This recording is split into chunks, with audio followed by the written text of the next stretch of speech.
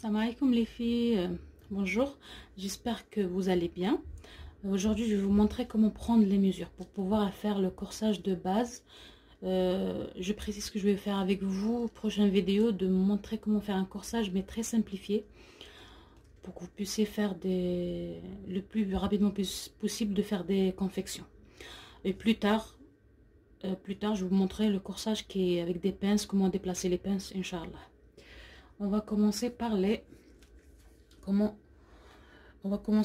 tours. Donc on a le tour de cou, tour de poitrine, tour de la taille et on aura le tour de bassin. Le tour de cou, on le prend comme ça. On prend le mètre ruban et on le prend comme ça et on le laisse qu'il bouge.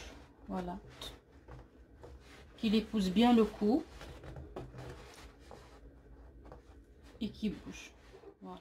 Donc sur le côté, on prend le tour de poitrine. Ce que je veux vous montrer, c'est qu'il faut qu'il reste derrière. Bon, c'est un mannequin. Il faut qu'il reste bien droit.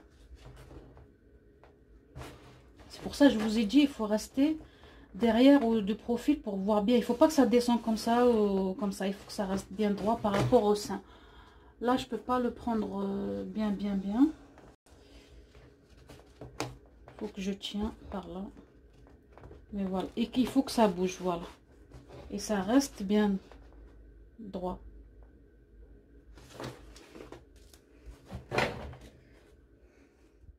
Prendre maintenant le tour de taille. Le tour de taille, c'est pour ça que ça va nous aider. Celui-là, c'est l'endroit le plus creux. Le tour de taille, on est toujours de ce côté pour qu'on voit bien derrière ce qui se passe et devant. Et il faut que ça bouge.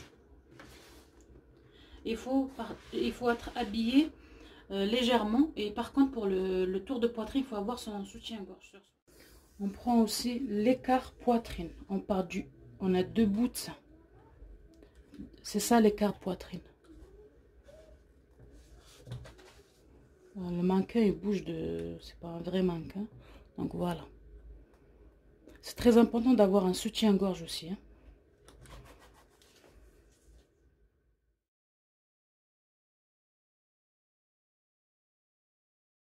Maintenant, on va prendre la largeur d'épaule. La largeur d'épaule, ça se prend du début le début où il y a le bras. L'épaule, elle commence de là jusqu'à là. Des fois, on ne la sent pas. Pour la sentir, il faut faire bouger le bras de la cliente ou de la personne que vous allez confectionner pour elle. Le bras, normalement, il est là. Donc, vous le faites descendre ou monter et vous allez sentir une os ici qui bouge. C'est ça le début de l'épaule, jusqu'à l'autre. Voilà. Et on passe par le creux, le bombé, pardon, du cou, légèrement. Voilà, j'ai 40 ici. On peut la prendre l'épaule aussi comme ça, du début le creux qu'on a au niveau du cou. Et on prend juste cette largeur. Voilà, là j'ai 11,5. On peut la prendre comme ça. Maintenant, on va faire les longueurs. Là, on a fait le tour de cou, tour de poitrine, tour de taille, tour de bassin. Il nous faut dans les tours, il nous manque encore le tour de bras. Mais comme j'ai pas de bras ici, je vais vous montrer sur une poupée après à ma fille comment prendre le tour de bras. Maintenant, les longueurs. Il nous faut longueur de taille. Déjà, il nous faut la longueur de poitrine. On part toujours de la fin du cou. Ici, j'ai 24,5. Longueur de poitrine. Donc, on va continuer sur les longueurs. Donc, on a dit le tour, longueur de poitrine. On laisse le mètre ruban toujours du même point. Et on va sur la taille. La taille, j'ai 40. Voilà, il faut que ça, voilà, ça épouse bien le sein. On le laisse, on va pas tirer sur le mètre ruban ni rien, on le laisse comme ça. Et on a, moi j'ai 40,5. Voilà, longueur taille. Et longueur bassin, on la prend comme ça, de la taille. C'est pour ça qu'il faut mettre un élastique ou un ruban. Et là, la longueur bassin, j'ai dans ce modèle, j'ai 23. on a besoin d'une mesure pour faire les emmanchures.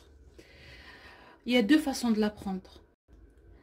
On part de la taille, on met notre règle comme ça, sous le bras, pas trop serré jusqu'à un peu, et on prend cette mesure.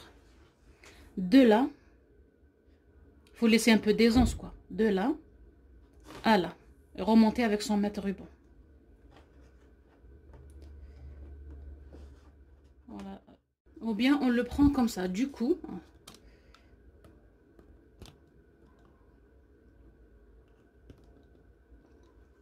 On prend du coup, on place toujours notre règle ici.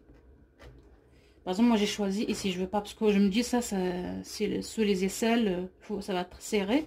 On met comme ça et on met notre mètre ruban comme ça au niveau de l'épaule, début de l'épaule, et on va jusqu'à où il y a la règle. Donc maintenant il nous faut la longueur totale. Là, il manque la longueur du bras, le tour de la main et le tour de bras. Ça, je vous le montrerai sur le tour du coude. Mais là, voilà. Donc, on prend toujours de ce point et on laisse le ruban et on prend la longueur comme ça. Par exemple, je veux que ça soit jusqu'au bassin. Là, j'ai 62 jusqu'au bassin. Donc, voilà, on prend la longueur comme ça ou sinon jusqu'en bas.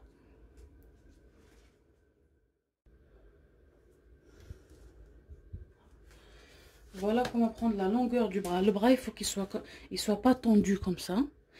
Il soit légèrement fléchi comme ça. On part. Quand on bouge le bras, on a l'os ici. Donc, on part de cet os-là. Voilà. On passe par le coude. C'est très important. Et on va jusqu'au poignet. Si on veut la manche qu'elle soit jusqu'au poignet. On peut aller une manche jusqu'au 3/4, jusqu'au coude. Et si on veut une demi-manche, c'est pareil, jusqu'au ici. Je vous montre comment prendre le tour de bras. Ma fille, elle a bien voulu prêter son corps pour montrer comment on fait le tour de bras. On fait comme ça. Et on demande à la personne l'endroit le plus fort.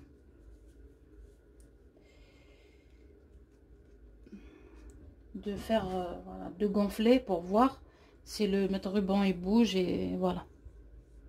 Voilà. Il nous faut le tour de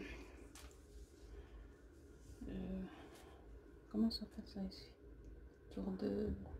Le tour de coude. Voilà.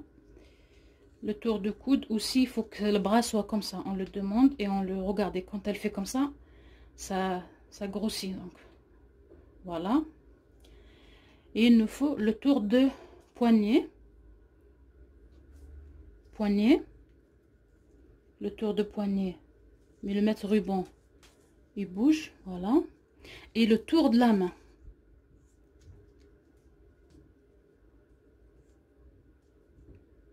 Le tour de la main. Je vais vous montrer comment prendre la mesure de mancheur. On place la règle comme ça. Là, ça serre trop. Donc, je vais la desserrer un petit peu. Et on demande à la personne qui la serre avec son bras, qu'elle serre comme ça. Voilà. Et on va de début de l'épaule, là. Tourner comme ça.